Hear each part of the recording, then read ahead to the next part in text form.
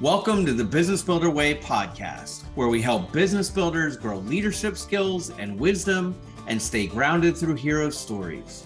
So let's get after it. Hey, business builders, we're joined today by Victoria Minninger. It's great to be with you, Victoria. And I'd like to start with lots of time to work through who you are, what you're building. But I know that you just did something very intentional. You went on or had a sabbatical. So you're a business builder, a business owner. There's multiple businesses that you're part of and things you're creating in the world, but you took a sabbatical. Can you tell us about that? Yeah, absolutely. Well, thanks for having me. And yeah, exactly. It's kind of interesting having the conversation now because I am just coming off the sabbatical. I took a 2.5 month intentional sabbatical away from our business, which when I told people that, they were like a little surprised because you don't hear about that a lot, especially when you have an ongoing business like we do. But I was thankful I had the staff in place to be able to do that because it does take a bit of an army to be able to pull something like that off. But yeah, just coming out of a season of resting and some intentional, just figuring out kind of what's next and what does my work look like going forward. And just, yeah, as someone who is if you follow the Enneagram, a 2 on the Enneagram, who really likes serving and helping people, rest is really hard for me to do. And so this really helped me kind of dial into like, what does rest really look like? And how do I just pause and yeah, kind of make sure I'm staying healthy as a business owner. So how do you sabbatical? And before I hit the record button, Victoria, you and I were talking about chickens. And I love talking about the farm and life, and because business builders are creating intentionally, they have these businesses so that they can also live their quote ideal life and have flexibility and freedom. And you came here to Pennsylvania, and you have the chickens, the laying hens that we had. Now we were talking about that. So part of sabbatical was taking a drive to Pennsylvania to get chickens. But what else? How did you do it? What did it look like? Yeah, well, before you go on sabbatical, you have to do some prep work. You can't just say, oh, I'm going to take a sabbatical and off you go, especially the more staff you have or depending on how big your business is. I think if you're more of a solo entrepreneur or something like that, and maybe, but even then, I think there's definitely planning that has to happen. So we spent some time planning with our leadership, with Brian, my husband, who works alongside of me in the business and stuff, and just figuring out what does that look like? Because I had stuff on my plate. Like I still had people I was managing. I still had operational things that I was doing that, you can't just step away and not have them handled. And so there was just a season of planning, probably, I would say a month's worth at least. Now I'll say this as well. My husband, Brian, who's on your podcast before, he took a sabbatical at the beginning of the year. So we had a little bit of a track record of like, oh, this is what worked and this is what didn't work so well. And so we just try to work to do that so that when people, when I stepped away, the people that took on my responsibilities, they knew where to go with their questions, how to get answers, and where that all fell so that they weren't just stuck. Because I didn't want to, step away and leave people stuck or needing help and then not being able to get what they needed, or even myself getting pulled back in. It's because it's one of the hardest things I've done is to step away and just stop. Because I'm so used to running a business and running this business. So it was an intentional planning time. And then once we did that, the first couple of weeks was just being intentional about resting and not always having to do something.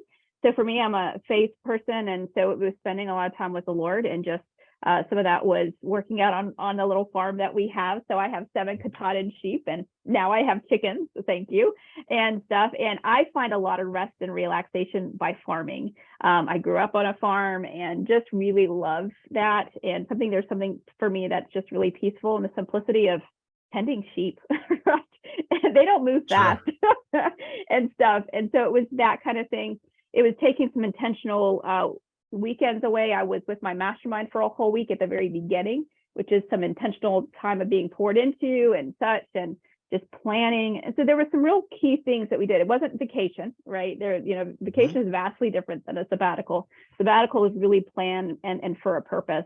And then it was also just like, putting everything on the plate, putting everything out there and saying, okay, what should I be stepping back into? And what is mine to not pick back up again? And just see what happened with that. So so yeah, like I said, it was a really hard thing for me to do, but it was one of the most refreshing things I've done in a long time. Well done. And maybe more will come up about that as we talk. So now you've unpacked and you revealed a little bit more. Yes, Brian was on our podcast, and Brian spoke a lot about the 100-mile trail run that he had done, and that you're a big part of that because you help support him. So if anybody wants to go back, it's the first time that we've had a husband and wife team, but not together individually, Yeah. because we're very unique individuals on the podcasts. And the two of you have Bear Creek Outdoor Living together in the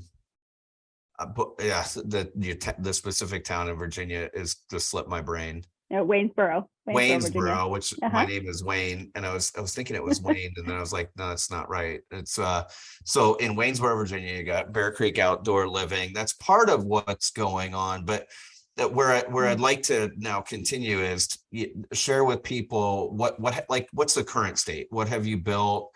What's present to you right now, life and business? We got the farm, Bear Creek Outdoor Living, and there's other things too. So yeah, what do you have now?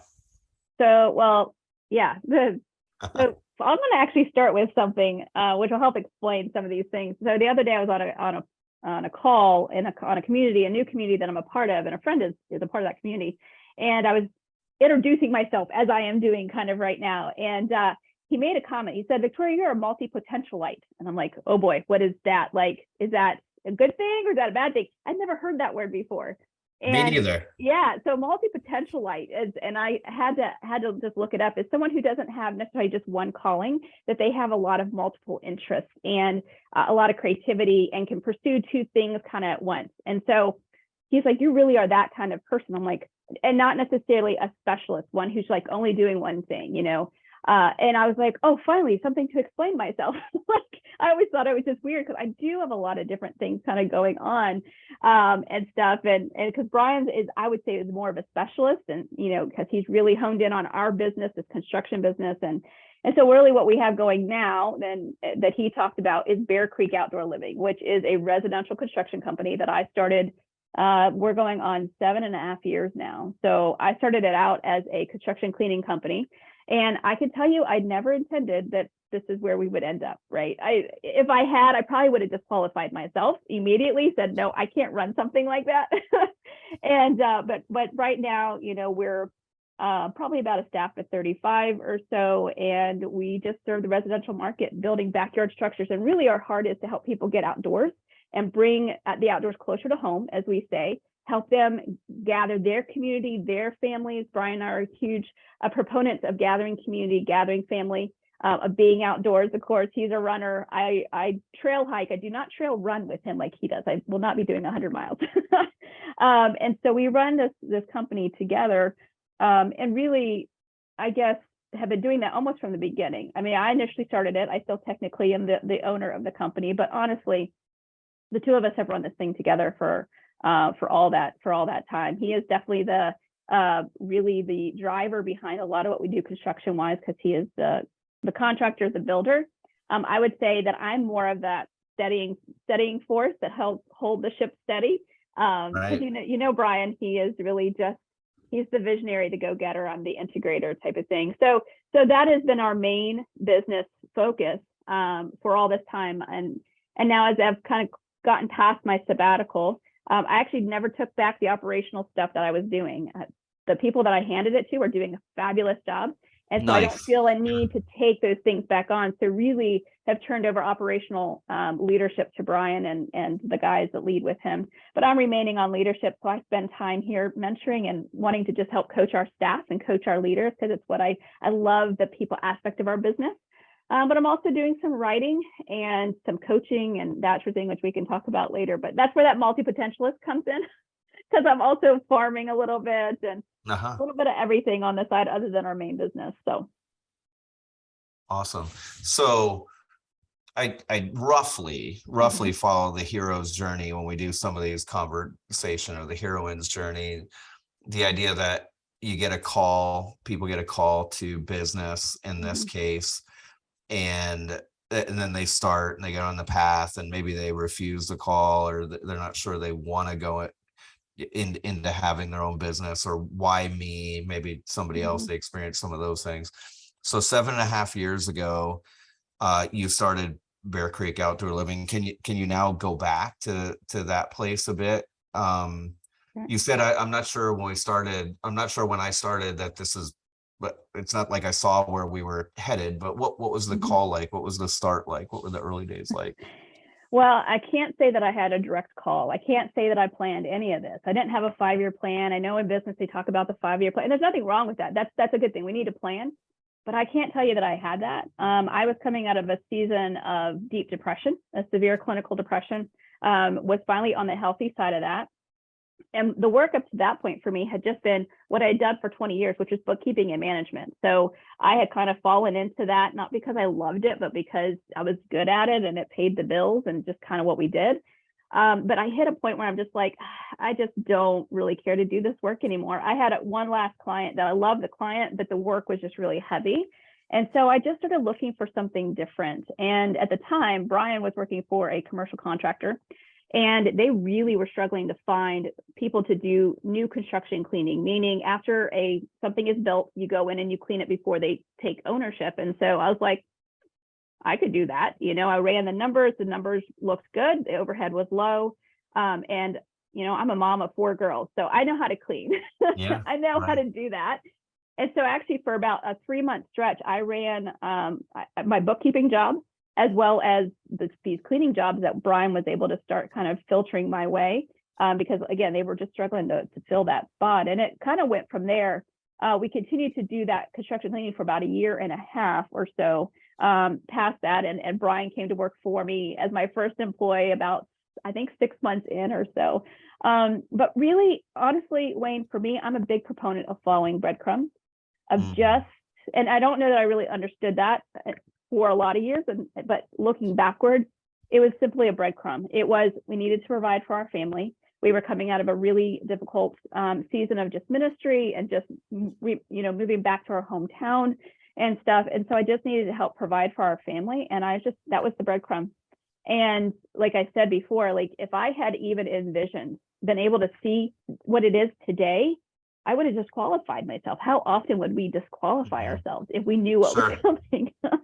And so that's where it started. And from there, it was following the breadcrumbs, and wherever it led, it definitely wasn't a straight shot. It's like we have curved and changed, and now we are, something different than when we started, but still with some of the same core values. So as you started that story, you said that you're coming out of a deep depression, and you're a multi-potentialite, definitely are. And I find that to be very fascinating, because I like a lot of different things. And Kathy and I have farmed and a used car warranty business with my dad and coaching, and I like to keep it interesting. So I love that. And you're a published author, and you came out of that season of deep depression, and last time I visited you and Brian, and you gave me a copy of your book, which I enjoyed and learned from, and journaled about some things I read in the book. So could you share some about the book, because that's part of the story. It's also part of what I think will help people if they dig into your story a bit more. Yeah, absolutely. So the book came a little bit later, and published in 2021, in the January of 2021. And I didn't set out to write a book, right? I didn't set out to write about this journey. Like, who wants to write about this? I mean, really, but I found a need. So at the time, I was leading depression support groups within our church, and was just really struggling to find a curriculum that worked with that setting. So there was a lot of great clinical stuff, which we need, and there was a lot of faith-based stuff, which we need. But there wasn't a marriage of just the practicality of, okay, how do you walk out like a season from a season of depression where you've been? How do you get back to leading again? How do you get back to living again? And so I kept getting requests from those folks in my class to say, would you please just write your story down? Because I would share bits and pieces of it in this class, and they'd be like, would you just write that down? So I thought, well, I'll write a curriculum. Let's start there, because I wasn't going to publish a book. And I just realized I couldn't fit everything in that. And so I was like, okay, so I self-published my book ahead of time. And that worked for a while. And then the doors kind of opened for me to be able to publish it in a greater way through Morgan James Publishing. And really the heart behind that is just for the common man and the common woman. It is for those, we all, I think, can struggle with that at some point in time. Maybe not as severely as I did, but I've talked to a lot of people who, after they've read my book, go, oh, I didn't realize I was dealing with some of that. And now I do, and just some, things that I found that helped me to kind of walk back to a place of health from a holistic standpoint. Right. Can you get just a little bit more Sure. about your story and about I want people to read the book, but give us a teaser about what's in the book, the experience, strength, and hope of the Right. of the book. Yeah. Well, really, I mean, the first part of it is really my story, like where I found myself. It's not so much how I got there as much as being in that place and how did I climb out of that place. So really, again, going back to the fact that I'm a doer, I'm a server, I love helping people. I had hit a place in my life because we had been in ministry, and I was also running a small business at the time. Just a lot of stuff on my plate, and I just got to a place where I overloaded way too much, and I crashed hard. And so it really is. The book is really about that crash, the moment of that crash, and where I found myself.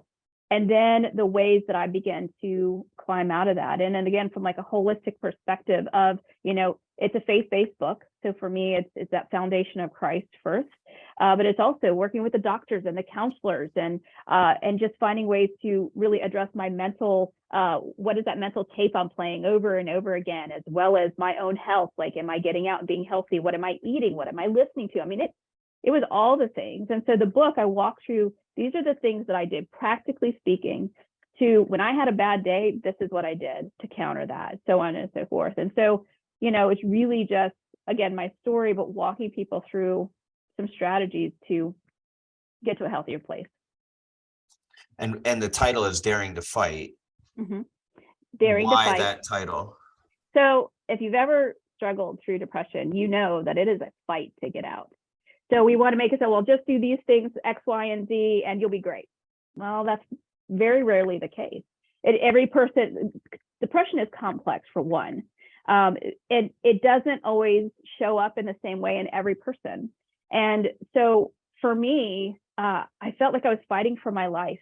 And it was a battle every single day to get out of bed, to do the things that I needed to do to get healthy. It was the things that said, okay, I need to go take a walk because that'll help me get out of this place where I'm feeling very negative right now. So I'm going to go take a walk. And so, but man, that's hard to do, and, I'm not going to sit here and tell people, well, if you just do X, Y, and Z, you'll be fine. And sometimes, you do get to a good place and then life happens. You experience loss, you experience a business setback, you experience whatever, and you find yourself back in that place again. And so it's kind of fighting your way back out to a healthy place. Thanks for that.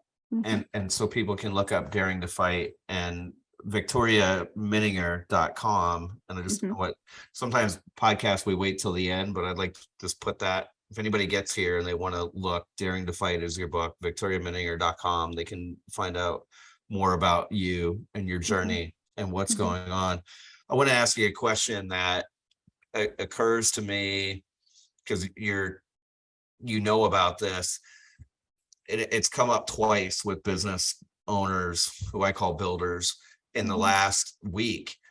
And we had our mastermind gathering, which like you're in Dan Miller's group, right? Yeah. In the 48 days mastermind, and the business builders, some of them gathered virtually. Some of them are able to go off site later on in January, and some of them we couldn't. So we did a virtual thing. And I was paired off with one of them who is an amazing creator and powerful woman who has created an enterprise. And the very vulnerable conversation she and I had one-on-one was, she said, do you get really high highs, Wayne, and like really low lows? And I'm like, oh yeah, big time. And I am sensitive to not, because I know sometimes people go into a very deep depression and can't like come out of it. And I don't want to say, oh yeah, I have manic depression, because I don't know, and I want to be sensitive. But I experienced like really like creative periods in my journal, and I'm thinking about the road ahead for Business Builder Camp. And then I could wake up the next day and go through 3 days of being like, that was stupid. And I can't believe I even thought about that. And this is, and in a pretty low place. And so we were sharing about that. And then somebody just said it yesterday, well, actually a few hours before the recording we're doing here, about how they're on, they feel like they're on the roller coaster as a creative and as a business owner. How does that, I like, I've heard that a lot from artistic people and business owners, that they have high highs and low lows. What would you say about that? Well, I think it's true. I mean, I have those same things. I think anytime you're what I consider like a high performer, someone who just expects a lot out of yourself, and you have these deep times of just deep creativity, and you're like, oh, this is going to set the world on fire, and then self-doubt enters. We all struggle with self-doubt, and so I most certainly have, that's happened too. And so I can find myself in the same way, spiraling the other direction. For me, what I have found to be helpful is that I realize that a lot of times, if I really get honest with myself and reflective, I can see that there was a trigger of some sort. Something happened. Somebody said something. There was something that occurred in my world in that day or that next morning, or I woke up thinking, again, not in a positive frame of mind, and I just can start spiraling out. And so if I find that trigger and go, okay, that's my trigger, what's my opposite positive trigger mean for me? So what do I need to go do? So often I go sit with my sheep. I do, seriously. That's Brian, who goes run a trail. Sure. And so I think for me, when I stop and thinking that something is wrong with me, because I can't seem to just stay in this place, and I start realizing that's part of the creative journey for me, and just part of being human, and give yourself some grace and some room to breathe and go, okay, yeah, I see that cycling. So what can I do about it? Like, what does this make possible? It makes possible that I can find an opposite positive trigger instead of letting myself go down that rabbit hole. So there's no easy answer for it, and everybody's a little bit different, but I think that there is a way through that. So you started Bear Creek, and then Brian was your first employee. What can you describe some of the kind of the, I'm motioning with my hands, so anybody who's listening to audio can see motion with my hand, but what are some of the, you kind of climb plateau, and then maybe even there's some setbacks, right? Can you, like, what are some of the levels along the journey from one employee with Brian to 35 right now? And you own a building now in downtown Waynesboro, right? And you've got a kind of a fleet of vehicles. But tell us about some of the steps of the journey with Bear Creek. Yeah, I mean, really, it just started out, like I said, with me in the back of our vehicle, just hauling cleaning equipment. And then, of course, with Brian coming on board, and the reason we brought him on board as an employee wasn't because I just wanted to retain this ownership of the company. It just made sense, from a legal standpoint, it just made sense to just kind of leave everything the way it was and stuff. And so we started building one direction, doing construction cleaning, and especially in the commercial world. But commercial world can be really up and down and difficult on collecting. Not that you can't collect, but the collections is really far out because you got to wait for that job to be done and all this stuff. And so we actually went through a season where Brian was building out construction offerings while I was still cleaning. And so it was just me, myself, and I for a little bit. And then I was like, you know what? I wanted to see about who could I hire temporarily. And so I remember putting out an ad for stay-at-home moms. Like, do you need a couple hours worth of work? And so for a while, I had a couple of moms that came and worked with me on different jobs. And so it looked like that. We went also through with a temp agency and hired some folks from a temp agency. And actually, one of those guys is still with us today. He finished his temp work with us, and we brought him on full time. And he is actually now one of our foremen, which is pretty cool. And stuff. And so we really went into this place where we had a couple employees, worked for 6 or 7, wasn't very big for a while. And so our construction started growing, but we really hit a point where we got to 10 or 12. There was a time where I stepped back a little bit more. I was just really behind the scenes doing all the bookkeeping, doing all the admin work, because when you're a small business, you only have so much to do, right? And so a lot of our employees were on the field side of stuff. but we also got 4 kids at home at the time, so I'm also being mom and homeschooling mom, and then a mom who her 2 of her girls went back to public school. So it was just this craziness of life at the time. And then really, I guess around 2019, 2020, we stabilized around 10, 12 team members. We were in a bigger facility, but we were just leasing, and then COVID hit. And COVID was just crazy. For construction, where a lot of places closed down, people went home, construction just ramped up. It got nuts after the first 2 weeks of COVID. And we ended up with a staff within that next year. I think we added 15 in the COVID year, which is great. But man, that's a roller coaster as a leader, especially when you all of a sudden accelerate from a team of 10 to 12 and these kind of revenue dollars. And then all of a sudden you're a team of 45, and it's a whole new ball game.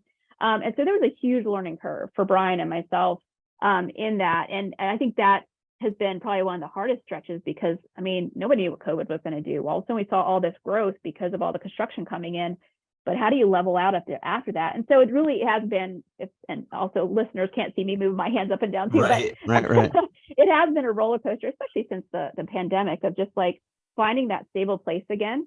And so now we've kind of come back to about that 30, 35 team members or so, and just finding our footing again after that. I mean, I'm thankful that we made it through, and we were able to continue our work and paying everybody. But yeah, I think just the roller coaster of that, it seemed pretty normal up until COVID.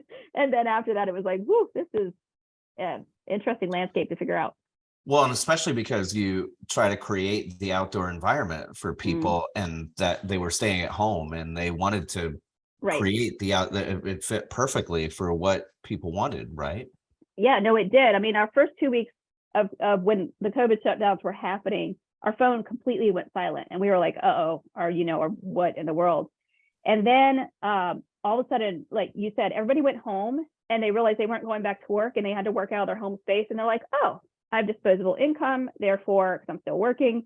So therefore, I want to make my space a little nicer. I can't go anywhere, but I can go outside my house on my porch, but my porch is falling down, or I never did what I wanted to with this space. And because we were a residential construction company that did outdoor things, we didn't have to be in people's houses. So they weren't afraid to hire us and bring us in because we stayed outside and stuff. And so that was actually a blessing for us as well. But yeah, it blew up our phones. And we then was figuring out, how do we handle all the calls, and how do we really find the right fit for us? Because just because we were getting the calls didn't mean we were the right fit for everybody. You can spend a whole lot of money trying to serve everybody instead of just really getting to, that right fit. And that took a little while to figure out. What have you settled into? What's the right fit? Yeah, so it's really those that are looking for design builds, that really want help designing that space. We don't really do a whole lot of like fixing up of decks, and that we do some redecks, what we call redecks, where we just come in and the frame is good, but we redeck the porch. But it's folks that are they're wanting to create an experience and not just put a deck on their house. And so we're starting to get into things like where we're not only just doing the deck or the patio, but we're doing pergolas and fire pits, and we're adding gardens. I started working with our clients a little bit on gardens, whether that's perennial or vegetable gardens. And so that's been a lot of fun. But yeah, it's just really helping that client who's really wanting to create an experience, out of their backyard.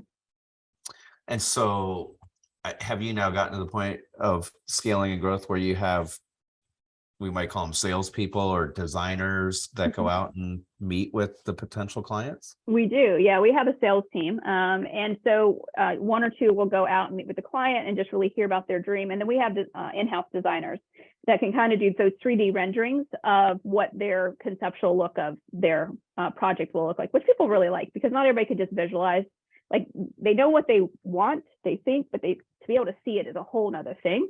And so, yeah, so then we have the designers to go out, and then we have our project managers that help to manage the project, and then our field crews that go and do install. And then we have all of our support staff in-house, like bookkeeping and that sort of thing, to help with the back end of stuff. But we have a pretty full team now that handles those things, which is good, because at this level, most certainly Brian and I can't just do it by ourselves. Yeah, and so one of the first leadership book I ever read was Patrick Lencioni's 4 Obsessions of an Extraordinary Executive. and he talks about discipline one, about having a highly effective executive team or leadership team. Do you now have a leadership team? We do. Yeah. So it's myself and Brian, and we have two other guys that work with us directly on our leadership team, who are also managing staff and specific areas of our construction company as well. But then we have a fractional CFO who also meets with us around the finances and stuff, because you got to know your numbers and understand your numbers and stay aware of those. And so that team really helps us chart course for the company, helps to be able to address any issues that come up or challenges. So it's not just me or Brian trying to make those decisions or whatever, but then we have a place to bounce that off of. We have something between, we've just kind of shifted to where there's operational leadership, because of the operation of your business, versus high level leadership of just the vision of the company. So those are two different, everybody serves in both of those capacities. I've stepped out of the operational side of leadership because, again, it's just where I'm shifting my focus a bit and staying in more of that, company leadership and all. But yeah, we have a good team, and I'm just really blessed by them. I mean, they bring a lot of wisdom. They're men of faith. And so, we spend time praying with one another and just praying for the company and our team, and just, for wisdom to know how to just really care for the people that are part of our team and take care of our clients as well. I remember the day that I was there, it would have been last year, and so it would have been February of 22. And I went to lunch with Brian in the park nearby, and he mentioned that he had been reading a book about lean manufacturing, and he was really excited about that.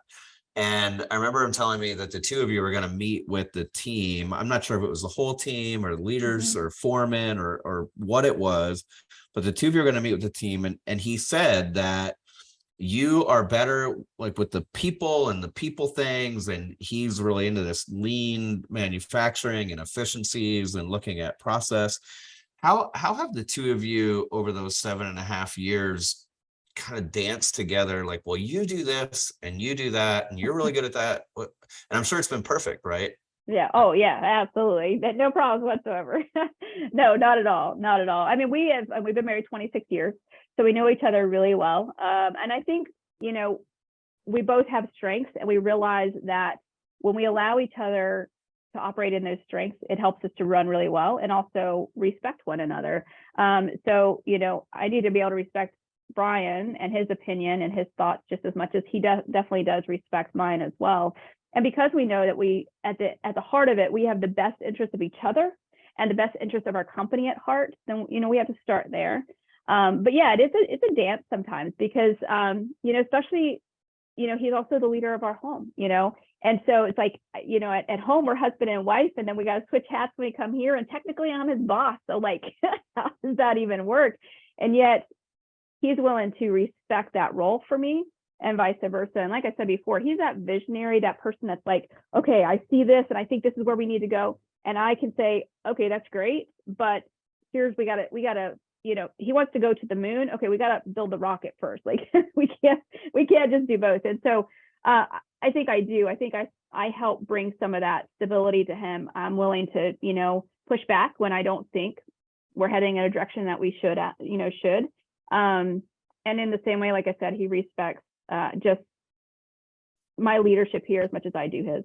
So can you think of along the way, last 7.5 years, can you think of a moonshot that Brian had in mind, but then instead you said, well, we got to build the rocket to get there? I'm not using your metaphor exactly right, but what's something that he visualized and then you two worked on it? You're like, yeah, let's go for it. And maybe it worked and maybe it didn't, but I don't want to ask about the future plans. It's probably have secret plans in the laboratory or something for how you're going to grow. But what's something happened along the way? Yeah, well, I think it was little things from, okay, at the beginning, we decided we really needed to lay the construction cleaning down. It really was getting to not just be the best work for us, just from a commercial standpoint and stuff.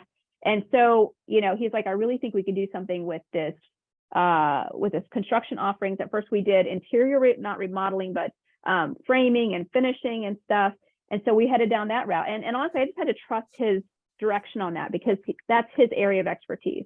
And so I had to be willing to let go of the construction cleaning part I knew it made sense. But when you start out with something, right? I started out with, this is what we're going to be doing. And all of a sudden now we're changing, to something else. I had to trust that for, in him.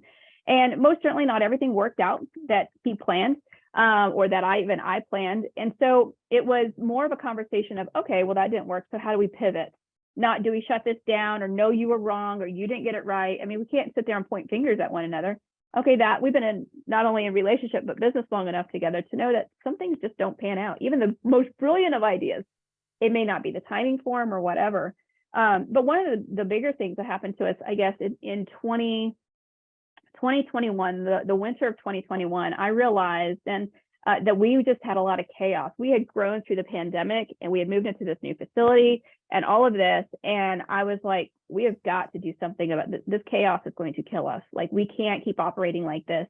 And we both knew it. And I just spent a lot of time praying and going, God, what do we do? What do we do about this chaos? And so I came across a book called The Lean Farm, because I read all sorts of farming books. Lean farm, like lean farm. manufacturing, but for farms. Yes. And I didn't have any clue what that was. And so I started reading this book, and I'm like, this might actually be able to work with our company. And it's about the Toyota production model of lean. And most certainly there's a whole lot of other things that they do, not just the lean model. But I took that and I thought, this could be really something. And I shared it with Brian, and we began to say what would be possible if we brought this into our company. And so really, as we began to flush that out in the January of that year, and just start tackling the chaos that was in our company, which is a natural result of growth, which is a natural result of going through a pandemic, which is, of all those things, and asking hard questions. We had to work together to sometimes eliminate things that we had started down. So we had started down the path of a showroom. Brian really wanted to put the showroom in. I think it's a great idea at the right time. And that wasn't the right timing for it.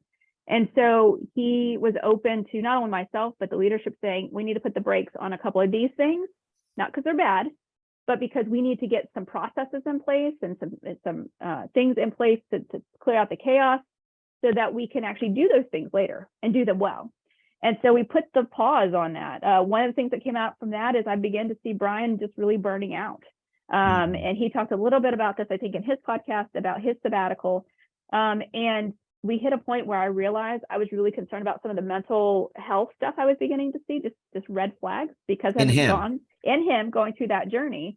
And I was just like, I really am concerned, and I think you need a break. And so he wasn't resistant to that. He was like, okay, you're seeing something, I trust you.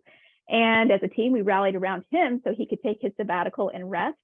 And then as he's plugged back in, it's been able to just take that lean process. And we have a particular team member, Zach, who has really been able to champion that forward. But it's those kind of things where it's not that he's always shooting for the moon and I always have to rein him in. Sometimes I need, what he does for me, Wayne, is that he challenges me to think bigger, because I can stay really not thinking small, but in the details. And sometimes I don't think bigger. So he challenges me to go, you can do this. I think you can, or I think you can attain that. Like when I went to go publish my book, I don't think I had enough faith in myself that I could do that. And he was my first and biggest cheerleader in that whole thing, and so that's what I think is how we complement one another in this whole thing. There's so many questions I would love to ask, and like we're constrained by time, but so you read this book, and I just love picturing you reading a book and then talking to him and then starting to formulate over a period of time how you're going to bring that into your company and help create those things that maybe not everything from the book, but those things from the book that you thought would help reduce chaos, take you forward.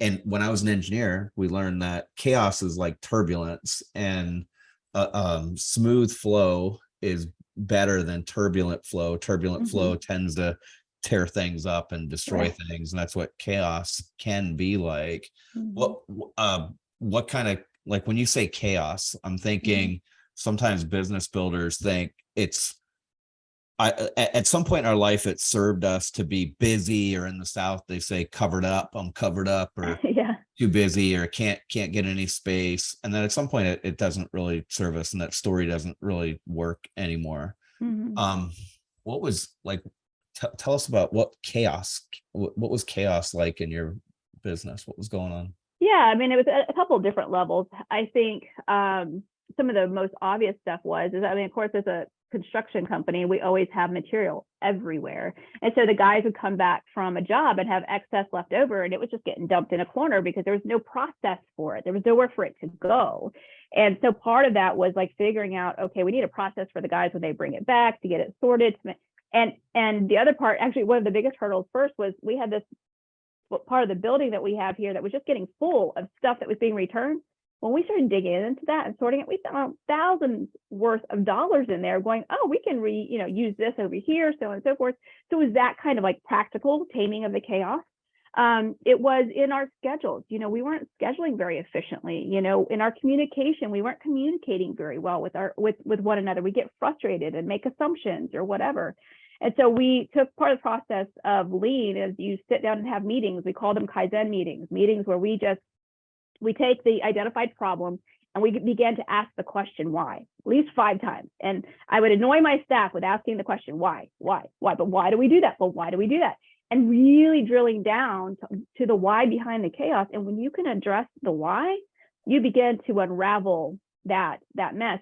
But it is not for the faint of heart. I mean, if you really want to embrace it, and you have to embrace it and just see where it takes you. And we're still working on it. We're not done by any means, but I can tell you that it has really benefited us in not only saving money, but being able to just be more efficient on our jobs by helping our staff not be so frustrated with each other and just with the processes, feeling like they have a voice. We have to give our people voice in the company and in what's happening. What are they seeing? What are they observing? Because for one, I or Brian can't be everywhere. And so they might, a foreman might be seeing something on the field that we're just not aware of. And if he can bring that observation back to us, we can help solve that problem for him. Sounds to me like you've gotten to the point where the company, it's still you and Brian are leading it, and it's your company, but also the company is a thing, and a company is a collection of people and ideas, and it's kind of taken on a life of its own. Yeah, no, absolutely. Especially, like I said, as we've turned this new year, I mean, I can't take credit for all of this. I mean, yes, Brian and I run it together, but like I said, he's the force behind the construction part of our company. We have leaders that are forces in their own right in places that they're really doing good work.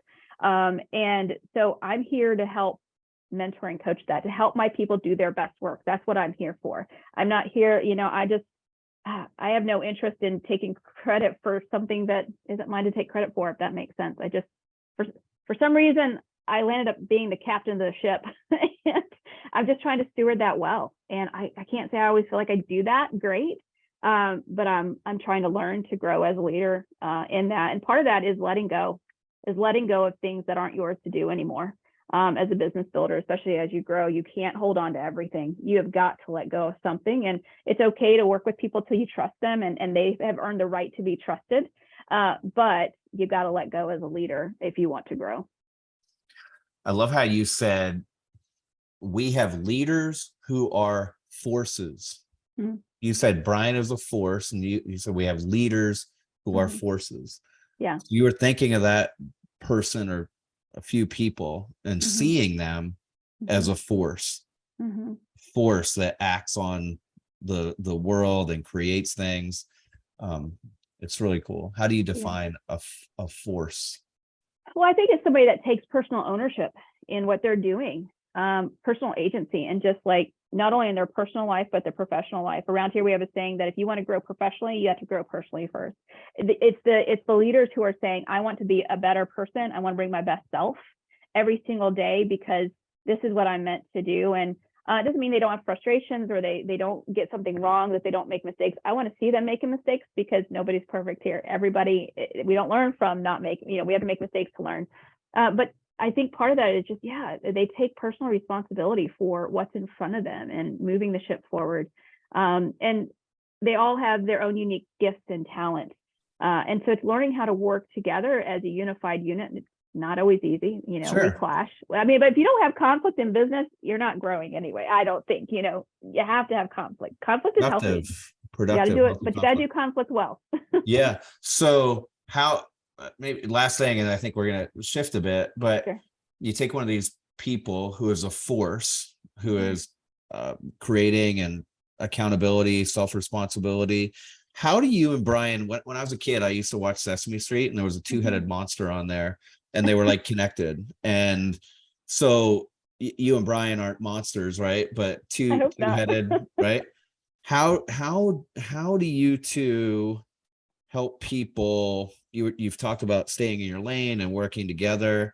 How do you make sure that the two of you are helping together to lead one of those folks, but not be a two-headed monster, or not make them like look from one parent to the other parent? Because that can happen in Right. business, especially since you parented adults now. Yeah. How do you do that? How do you handle that? Well, I think it's communicating, like, who's responsible for what. It's not so we have a hierarchy, meaning like we have just like a business hierarchy that you see, so you have your roles and your different Org roles. chart. Or org chart. Yes, thank you. Maybe that's a better word than hierarchy, but org chart. And so, if something's happening with one of our staff members that's a concern to me, and I've noticed it, I don't go talk to that staff member right away. I go to the person that's supervising them. And I start there first and say, am I missing something? Maybe something is happening. Too often we make assumptions that somebody is not bringing their best self because, they're just lazy or whatever. Sometimes they have something happening in their life that is causing them to not do well at work. And so before we rush to judgment on that, I want to check in with the person that is seeing them every single day. And that goes for all of our leaders. So very rarely do I first go to a person and say, what's wrong? I'm going to check in first with who, and then not overstep that. There's times it drives me nuts because I'm like, I just want, something handled, or I don't see them growing to their potential, and I see a better way, and I want to step in, but I know that undermines the person that we've said, we believe in you, we trust you. Right. And yet if I'm always overstepping that, that's not good. That's not good leadership. My therapist, Jim, my guy, Jim, says sometimes we let what is most efficient get in the way of what is most effective. And that where you make that decision to not go directly to the person, even though that might be most efficient, that's not most effective in the long-term growth of your company. Right. Sounds like that. Yeah. And sometimes, that's a risk, because maybe a behavior will result in something that's not good. But oftentimes I find that if you just slow down a little bit, and you have to see people as people, and ask the questions first, then you usually get a better result than just kind of rushing in and trying to fix it or whatever it is. So right. So the transition is you had this sabbatical. By the way, how long was Brian's sabbatical? His sabbatical was 8 weeks, roughly about 8 weeks. Mine was 2.5 months. So a good bit of time. And he was off grid for like half of that. So wow. Yeah, because he needed to. I mean, he is the kind that he's always on the go. He is a high D personality. He is an 8 on the Enneagram. Like, he is like all systems go as soon as he wakes up. And so he needed to learn to sit in solitude. And he'll tell you this, he needed to learn to sit in solitude. And so that's really hard to do when your phone's always going off or you always have access. And so he went off grid and went to a campsite where he had no service at all, which meant I could not reach him, which was a little terrifying. But again, leaders around me, there was never an emergency that we couldn't handle or take care of. But it was just, he had to find some ways to learn how to be still and find solitude for himself. So that's how long his was. Well, someday we'll have to have the sabbatical episode of Business Builder Way, but not that. That's enough for today. Amazing how both of you have done that.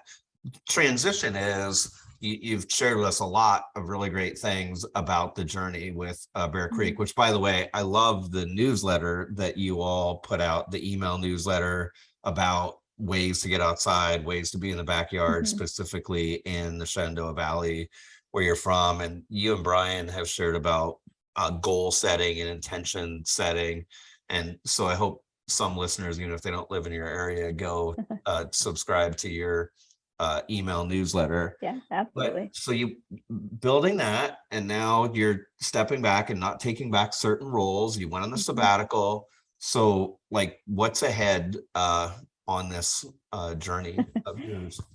Well, as much as I know, And that's the thing. I'm following breadcrumbs a little bit, Wayne. I don't have all the answers. I don't know exactly what's ahead. What I do know is what I'm not stepping back into. So a lot of that operational stuff, I'm not pulling it back on my plate. But it also then gives me bandwidth to, so I'm working out of my office. I'm at the construction company now, and I'm working out of my office because I want to be present with our people. I love just interacting with them and seeing them on a daily basis, catching lunch when they're having lunch, Monday mornings when they have their Monday morning meetings, you know, and seeing the staff.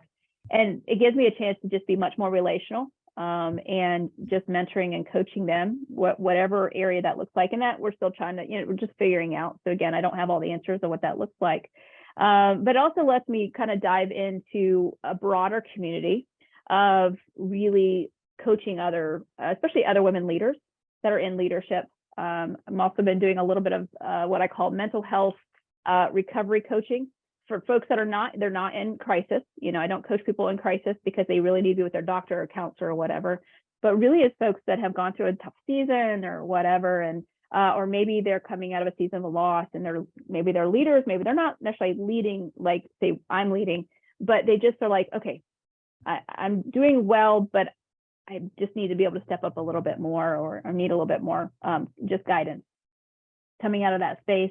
And then I've also been, again, this is a multi-potentialite coming in a little bit because I am a published author. I love to write. And so I do a lot of my own writing over on my blog, victoriamenninger.com.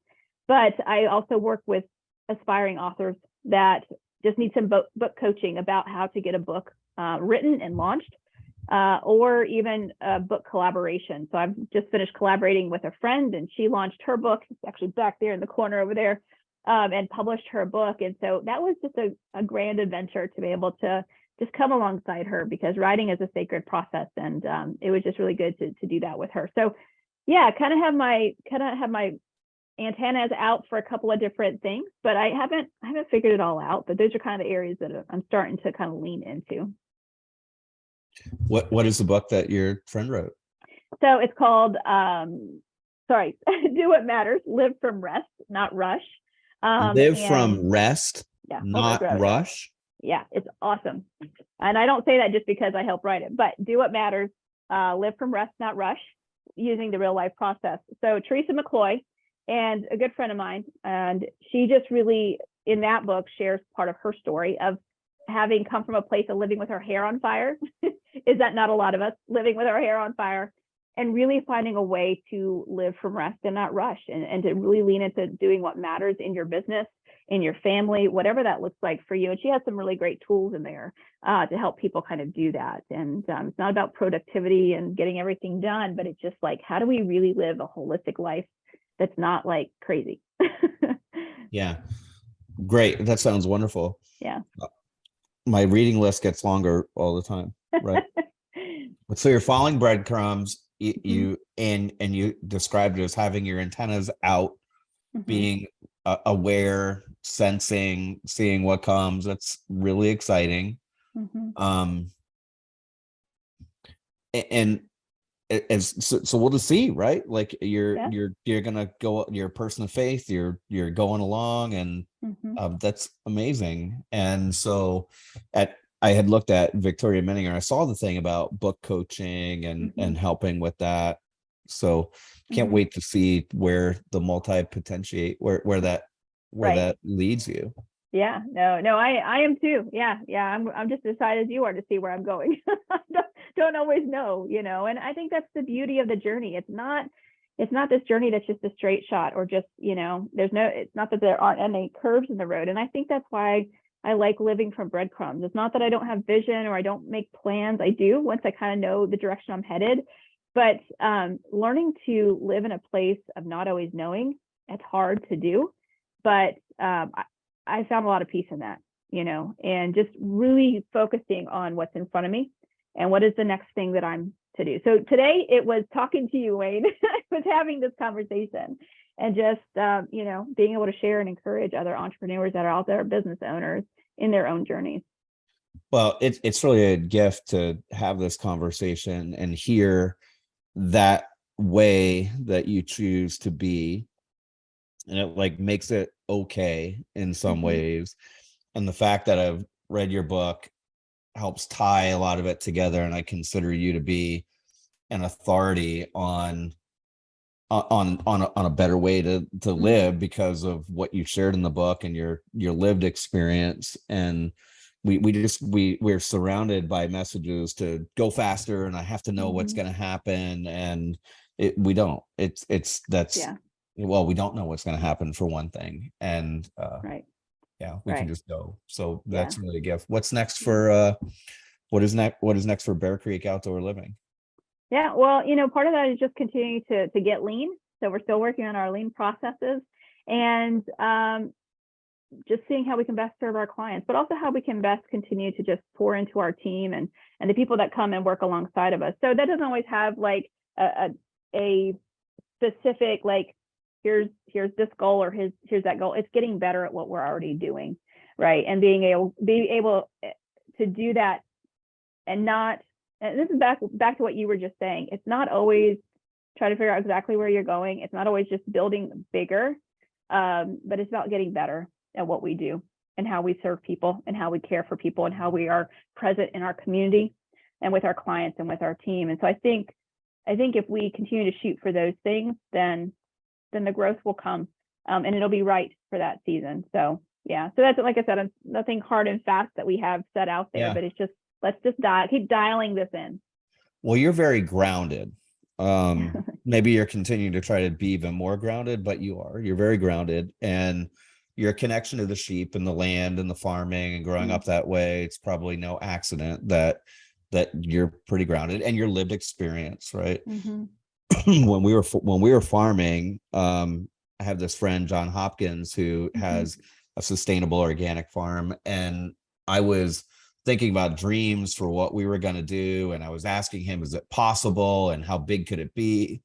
And he said, Wayne, a lot of people I think have the wrong question. They keep asking, how can I be bigger? How can it be bigger? But very few people stop to ask, what's the right size? Yeah. Right. Yeah. Oh, that's true. Yeah. I mean, because we have 42 acres there, and we're only really farming a handful of acres, and I've done that before, dream bigger and stuff. I mean, especially when it comes to farming, how can I develop it and all of that? But what I have discovered, and I know you've discovered too, that is the more you work with farming, especially when you work in a way that works with the cycles and the rhythms of nature, and that's a slow process. It just takes time.